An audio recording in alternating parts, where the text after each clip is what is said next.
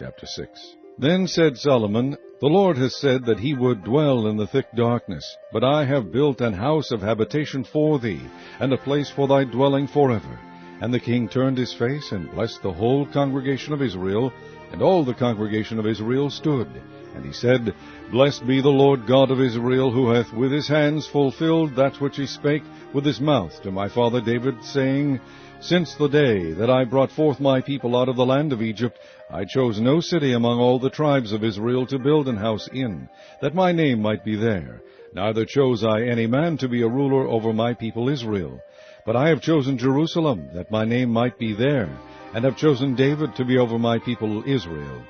Now it was in the heart of David my father to build an house for the name of the Lord God of Israel. But the Lord said to David my father, Forasmuch as it was in thine heart to build an house for my name, thou didst well in that it was in thine heart. Notwithstanding thou shalt not build the house, but thy son which shall come forth out of thy loins, he shall build the house for my name. The Lord therefore hath performed his word that he hath spoken. For I am risen up in the room of David my father, and am set on the throne of Israel, as the Lord promised, and have built the house for the name of the Lord God of Israel, and in it have I put the ark, wherein is the covenant of the Lord, that he made with the children of Israel. And he stood before the altar of the Lord in the presence of all the congregation of Israel, and spread forth his hands. For Solomon had made a brazen scaffold, of 5 cubits long and 5 cubits broad, and 3 cubits high, and had set it in the midst of the court, and upon it he stood, and kneeled down upon his knees before all the congregation of Israel, and spread forth his hands toward heaven,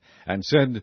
O Lord God of Israel, there is no God like thee in the heaven, nor in the earth, which keepest covenant, and shewest mercy unto thy servants that walk before thee with all their hearts. Thou which hast kept with thy servant David my father that which thou hast promised him, and spakest with thy mouth, and hast fulfilled it with thine hand, as it is this day. Now therefore, O Lord God of Israel, keep with thy servant David my father that which thou hast promised him, saying, There shall not fail thee a man in my sight to sit upon the throne of Israel. Yet so that thy children take heed to their way to walk in my law, as thou hast walked before me. Now then, O Lord God of Israel, let thy word be verified, which thou hast spoken unto thy servant David. But will God in very deed dwell with men on the earth? Behold, heaven and the heaven of heavens cannot contain thee, how much less this house which I have built? Have respect therefore to the prayer of thy servant, and to his supplication, O Lord my God, to hearken unto the cry and the prayer which thy servant prayeth before thee,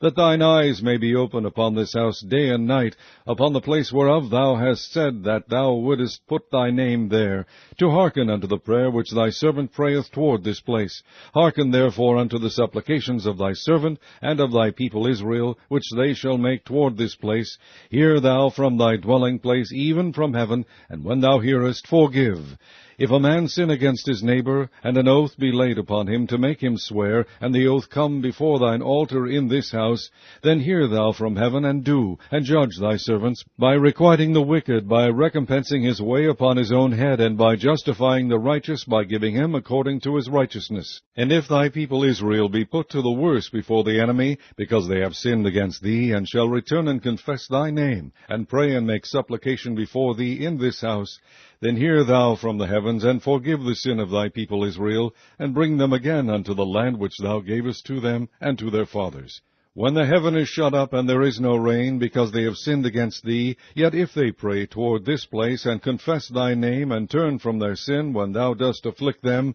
then hear thou from heaven, and forgive the sin of thy servants, and of thy people Israel, when thou hast taught them the good way, wherein they should walk. And send rain upon thy land, which thou hast given unto thy people for an inheritance. If there be dearth in the land, if there be pestilence, if there be blasting, or mildew, locusts, or caterpillars, if their enemies besiege them in the cities of their land, whatsoever sore or whatsoever sickness there be, then what prayer or what supplication soever shall be made of any man, or of all thy people Israel, when every one shall know his own sore and his own grief, and shall spread forth his hands in this house, then hear thou from heaven thy dwelling place, and forgive, and render unto every man according unto all his ways, whose heart thou knowest, for thou only knowest the hearts of the children of men, that they may fear thee, to walk in thy ways, so long as they live in the land which thou gavest unto our fathers. Moreover, concerning the stranger which is not of thy people Israel,